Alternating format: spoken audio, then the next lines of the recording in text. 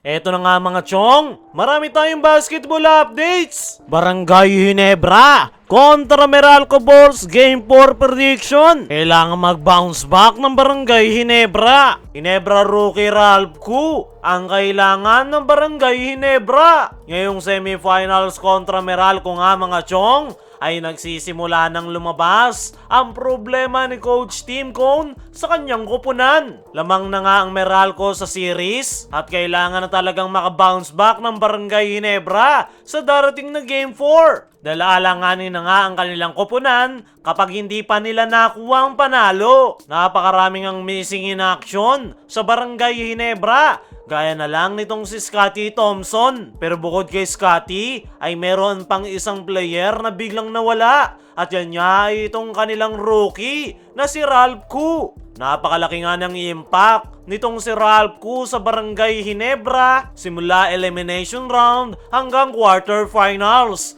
Sa katunayan, maganda pa yung pinakita ni Ralph Koo noong Game 1 semis. Pero simula ng Game 2 to Game 3 ay biglang bumagsak yung performance ni Ralph Koo. Noong Game 2 ay nakapagtala lang ito ng 6 points. 5 points naman sa kakatapos lang na Game 3. Nawala nga in action. Itong si Ralph Koo, hindi niya maipakita ang kanyang magandang 3-point shooting at magagandang assist sa kanyang mga teammates. Napakahigpit nga ng depensa sa kanya ng Meralco Bulls at talagang nire-respeto ang kanyang outside shots. Kaya naman, hirap na hirap itong si Ralph Koo sa depensang pinapakita sa kanya ng Meralco Bulls. Binawasan na rin ni Coach Tim ang kanyang playing time dahil siya nga yung nagiging liability ng kanilang kupunan pagdating sa depensa. Siya nga ang tinatarget ng Meralco Bulls at ginagatasan siya sa puntos. Hirap na hirap nga si Ralph Koo pagdating sa depensa. At ngayong semifinals, lumabas ang butas kay Ralph Koo. At yan nga ang tinitake advantage ngayon ng Meralco Bulls. Pero kahit na ganun,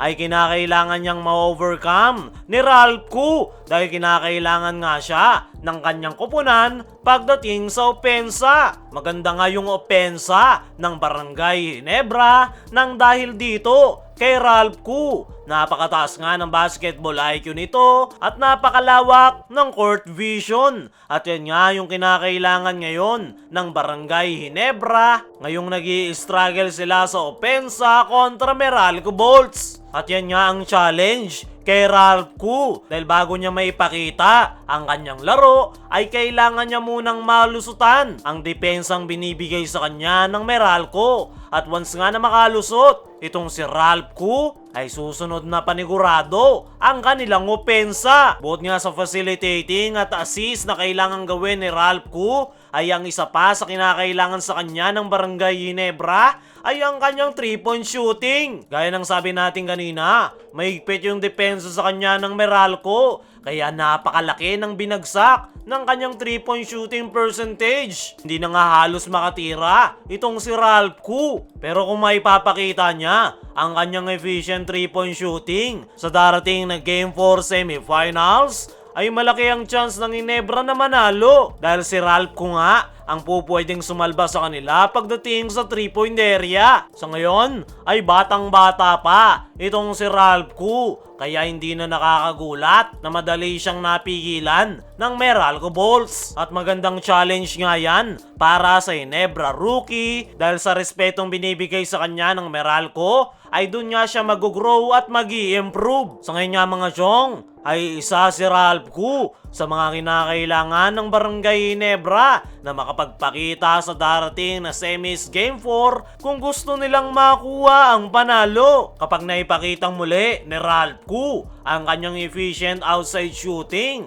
at magagandang assist sa kanyang mga teammates, ay malaki ang chance nila na makabawi. Speaking of bawi, Barangay Ginebra vs Meralco Game 4 prediction. Ano ang mga kinakailangan gawin para makabounce back? Sa darating nga na Game 4 ay must win para sa Barangay Ginebra dahil alanganin nga ang kanilang koponan kapag hinayaan nila na makuha ng Meralco ang pangatlong panalo ngayong best of 7 semifinals. Napaka-crucial nga ng Game 4 at kailangang makuha yan ng Barangay Ginebra. Pero ano nga ba ang kanilang mga kinakailangan gawin? Unang-una, kinakailangan nilang lusutan ang depensa ng Meralco Bolts. Sa nakalipas na Game 2 and Game 3 ay ang depensa ng Meralco ang pinaka naging malaking problema ng Barangay Ginebra. Checkmate na nga ng Meralco ang sistema ni Coach Tim Cone na triangle offense. At para nga malusutan ng Barangay Ginebra ang depensa ng Meralco ay kinakailangan nila na makapagpakita ng mga bagong plays. Ilang beses na nga nagtatapat sa series ang Barangay Ginebra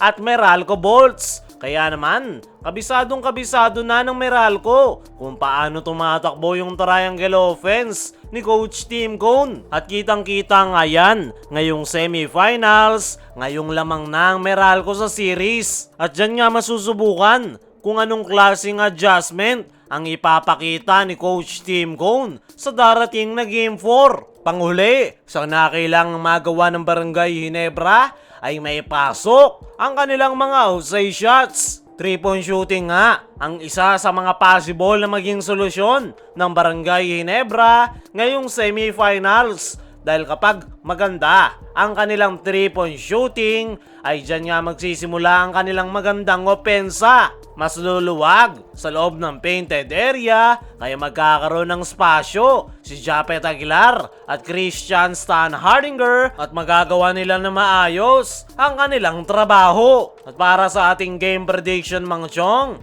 ay i-expect natin ang magiging bawi ng Barangay Ginebra dahil kailangan na kailangan talaga nilang makuha ang panalo.